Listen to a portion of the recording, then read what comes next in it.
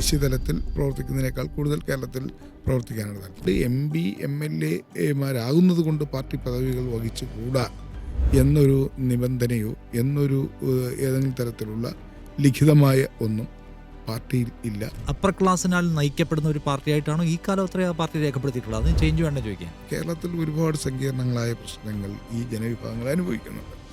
ആദിവാസികളായിരുന്നാലും ദളിതരായിരുന്നാലും ഒരുപാട്. അതൊക്കെ ആ വിഷയങ്ങളൊക്കെ ഏറ്റെടുത്തുകൊണ്ട് ആ വിഭാഗത്തിൻ്റെ ഒരു ശബ്ദമായി മാറണമെന്ന് ആഗ്രഹമുണ്ട്. ബെന്നി ബെഹനാന്റെ പേര് കേൾക്കുന്നു, അദ്ദേഹത്തിന് മടങ്ങി വരണമെന്ന് ആഗ്രഹമുണ്ട്. ഷാഫി പറമ്പലിന്റെ പേര് കേട്ടു, അദ്ദേഹത്തിന് മടങ്ങി വരണമെന്ന് ആഗ്രഹമുണ്ട്. PK കുഞ്ഞാലിക്കുട്ടി ഇവിടെ നിന്ന് പോയി, അദ്ദേഹം മടങ്ങി വന്നു. എന്ന് വെച്ചാൽ ദേശീയ രാഷ്ട്രീയത്തിലെ സാധ്യതകളിൽ നിങ്ങൾ പ്രതീക്ഷ വയ്ക്കുന്നില്ല എന്ന ആളുകൾക്ക് ഒരു ആശയക്കുഴപ്പം ഉണ്ടാക്കുമോ?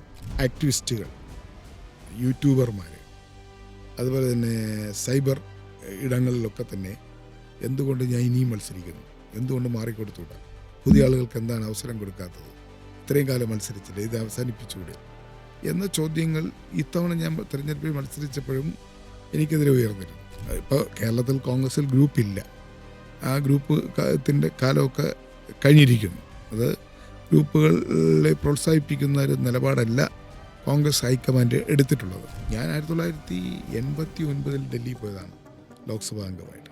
ഇപ്പോൾ 2024. എൻ്റെ ജീവിതത്തിൻ്റെ ഏതാണ്ട് നല്ലൊരു ഭാഗം കേരളം ഡൽഹി എന്ന രീതിയിലാണ് വന്നും പോയിക്കൊണ്ടിരുന്നത്. അപ്പോൾ അതുകൊണ്ട് ഇനി എനിക്ക് തീർച്ചയായും എന്നോടൊപ്പം ഡൽഹിക്ക് വന്ന ലോക്സഭയിലേക്കും രാജ്യസഭയിലേക്കും വന്ന മിക്കവാറും എല്ലാവരും തിരിച്ചു പോകും.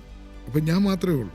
ഇന്നത്തെ തലമുറയിൽപ്പെട്ടവരാണ് കൂടുതലും PR-നെയൊക്കെ ആശ്രയിക്കുന്നത്. ഞാനൊക്കെ താഴെത്തട്ടിൽ നിന്ന് വളരെ പടിപടിയായി വന്നവരാണ്. അതുകൊണ്ട് തന്നെ നമുക്ക് ഈ PR എന്ന് പറയുമ്പോൾ അത്ര അങ്ങോട്ട് വഴങ്ങത്തില്ല.